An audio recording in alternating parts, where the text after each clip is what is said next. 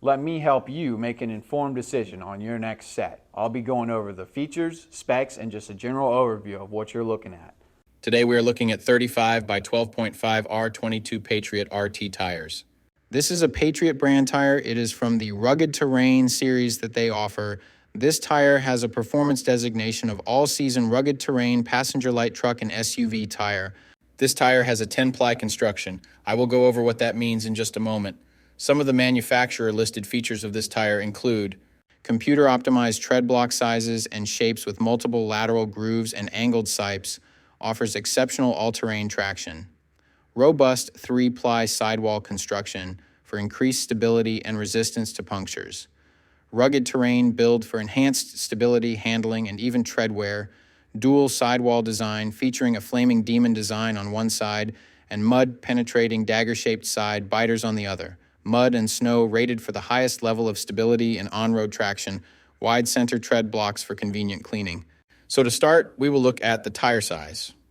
This is one of the most important parts, if not the most important part of your tire shopping journey, because if you order the wrong size, they more than likely won't work on your vehicle. This tire size should be showing on the screen right now. So let's work from left to right and break down what these three numbers mean. But wait, what do those numbers mean? Let me tell you right now. The first number represents the diameter of the tire. The diameter of 35 in this sequence refers to the tire's overall diameter in inches. In other words, this tire is 35 inches tall from top to bottom. The second number in the tire size refers to the width. 12.5 in the sequence represents the width of the tire.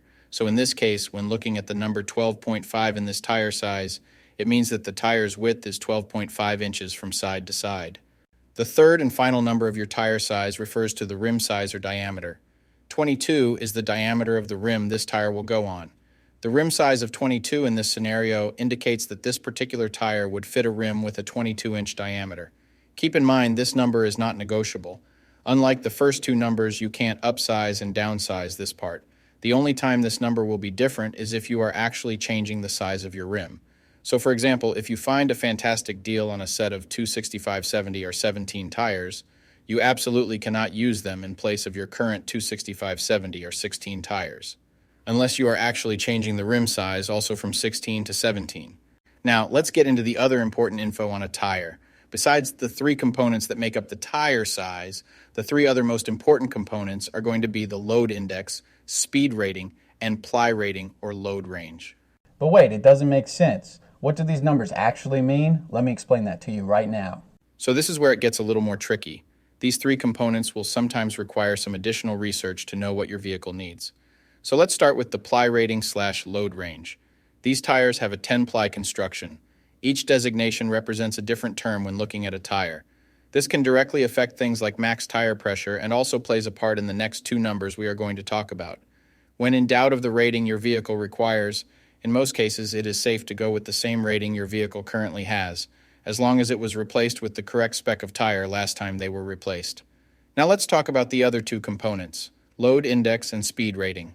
Next to your tire size, you will see a number and letter combination like 117Q. The number 117 is the load index. This is the number relative to the weight capacity of the tire. The higher the number, the greater the load carrying capability of the tire. Load index ranges from 0 to 150. If you are replacing your tires, they have to be the same or higher load index, never lower. For example, if your current load index is 117, a tire of the same size with a load index of 120 would work for you, but not a tire of the same size with a load index of 114. If you replace your tires and the new ones have a lower load index, the tire has a higher likelihood of bubbling and eventually blowing out. So make sure you pay attention to this when buying your set.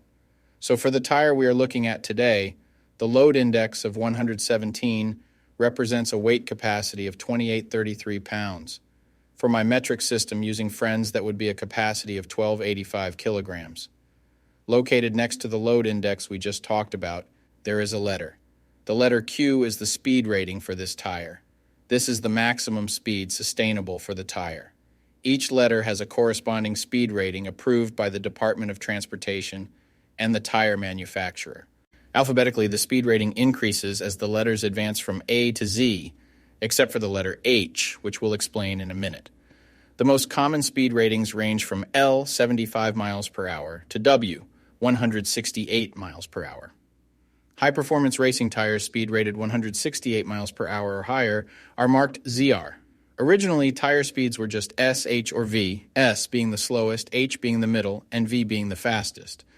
Over the years, as tire speeds have evolved, for whatever reason, H has always remained the same, 130 miles per hour.